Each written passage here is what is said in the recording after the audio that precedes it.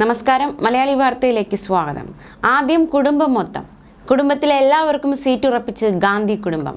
Sonia രാജ്യസഭയിലേക്കെന്ന report. റായ്ബറേലിയിൽ Priyanka ഇറങ്ങിയേക്കും. വയനാട്ടിൽ രാഹുൽ ഗാന്ധി. സീറ്റില്ലാതെ കമൽനാഥ് പടിയിറങ്ങുമ്പോൾ വലിയ വിമർശനം.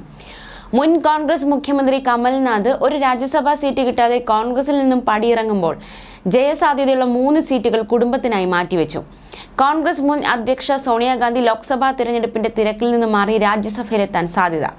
രാജസ്ഥാനിൽ ഒഴിവ് വരുന്ന സീറ്റിൽ നിന്ന് സോണിയെ രാജ്യസഭയിൽ എത്തിക്കാനാണ് പാർട്ടി നേതൃത്വം ആലോചിക്കുന്നത്. നിലവിൽ സോണിയയുടെ മണ്ഡലമായ UPയിലെ റായ്ബറേലിയിൽ നിന്ന് മകളും പാർട്ടി ജനറൽ സെക്രട്ടറിയുമായ പ്രിയങ്ക ഗാന്ധി ലോക്സഭയിലേക്ക് മത്സരിച്ചേക്കും. അങ്ങനെയാണെങ്കിൽ പ്രിയങ്കയുടെ ആദ്യ തിരഞ്ഞെടുപ്പാകും ഇത്. 2006 മുതൽ സോണിയയാണ് ലോക്സഭയിൽ റായ്ബറേലിയെ പ്രതിനിധാനം ചെയ്യുന്നത്. ആരോഗ്യ പ്രശ്നങ്ങളുള്ള സാഹചര്യത്തിൽ ലോക്സഭാ തിരഞ്ഞെടുപ്പിൽ നിന്ന് വിട്ടുനിൽക്കാൻ 77-കാരിയായ സോണിയ ആഗ്രഹം പ്രകടിപ്പിച്ചതായാണ് റിപ്പോർട്ട്.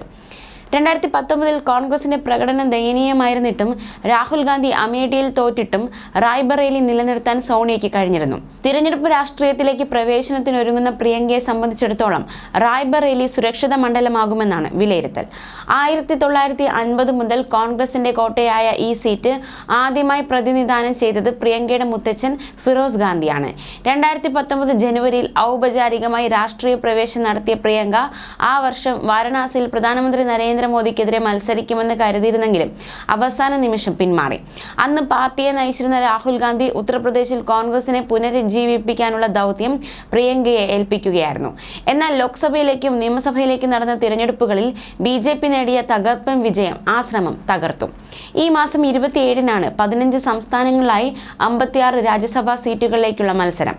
കോൺഗ്രസിൽ നിന്ന് മനു അഭിഷേക് സിംഗ്വി, അജയ് മക്കൻ, അഖിലേഷ് പ്രസാദ് സിംഗ് എന്നിവർക്ക് സീറ്റ് കിട്ടാൻ സാധ്യതയുണ്ടെന്ന് പാർട്ടി വൃത്തങ്ങൾ പറഞ്ഞു. സോണിയാഗാന്ധി മധ്യപ്രദേശിൽ നിന്ന് രാജ്യസഭയിലേക്ക് മത്സരിക്കണമെന്ന് സംസ്ഥാന കോൺഗ്രസ് ഘടകം അഭ്യർത്ഥിച്ചു.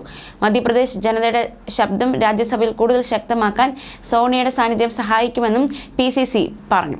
തെലങ്കാന മുഖ്യമന്ത്രി രേവന്ത് റെഡ്ഡിയും കഴിഞ്ഞയാഴ്ച സോണിയയോട് തന്റെ സംസ്ഥാനത്ത് ഒഴിവ് വരുന്ന രാജ്യസഭാ സീറ്റിൽ നിന്ന് മത്സരിക്കാൻ അഭ്യർത്ഥിച്ചിരുന്നു. അതേസമയം ലോക്സഭാ തെരഞ്ഞെടുപ്പിൽ വളരെ നേരത്തെ കോട്ടയത്തെ സ്ഥാനാർത്ഥിയെ പ്രഖ്യാപിച്ച് കേരള കോൺഗ്രസ് മാണി വിഭാഗം. കോട്ടയത്ത് തോമസ് ചാഴിക്കാടനായിരിക്കും LDFന്റെ സ്ഥാനാർത്ഥിയെന്ന് ജോസ് കെ മാണിയാണ് പ്രഖ്യാപിച്ചത്. പാർട്ടി നേതൃയോഗങ്ങൾക്ക് ശേഷമാണ് ജോസ് കെ മാണി ചാഴിക്കാടന്റെ സ്ഥാനാർത്ഥിത്വം പ്രഖ്യാപിച്ചത്. വികസന കാര്യങ്ങളിൽ ഒന്നാമനാണ് തോമസ് ചാഴിക്കാടൻ എന്ന് ജോസ് കെ മാണി വാർത്താ സമ്മേളനത്തിൽ പറഞ്ഞു.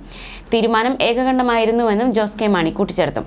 1991 ലെജിസ്ലേറ്റീവ് അസംബ്ലി തിരഞ്ഞെടുപ്പിൽ ഏറ്റുമാനൂരിൽ സ്ഥാനാർത്ഥിയായിരുന്ന സഹോദരൻ ബാബു ചാഴിക്കാടൻ ഇടിമിന്നലേറ്റ് മരിച്ചതിനെ തുടർന്ന് സഹോദരനായ തോമസ് ചാഴിക്കാടനെ KM മാണിയാണ് രാഷ്ട്രീയത്തിലിറക്കിയത്. 1991, 1996, 2001, 2006 തെരഞ്ഞെടുപ്പുകളിൽ തുടർച്ചയായി നിയമസഭാംഗമായിരുന്നു തോമസ് ചാഴിക്കാടൻ. 2011-ലും 2016-ലും നിയമസഭാ തെരഞ്ഞെടുപ്പുകളിൽ തോൽവി വരിച്ചു. 2019 പാർലമെന്റ് തെരഞ്ഞെടുപ്പിൽ അപ്രതീക്ഷിതമായി കോട്ടയം പാർലമെന്റിൽ സ്ഥാനാർത്ഥിയായി. CPM-ലെ VN വാസവനെ 1,06,250 വോട്ടുകൾക്ക് തോൽപ്പിച്ചു. ന്യൂസ് ഡെസ്ക്, മലയാളി വാർത്ത.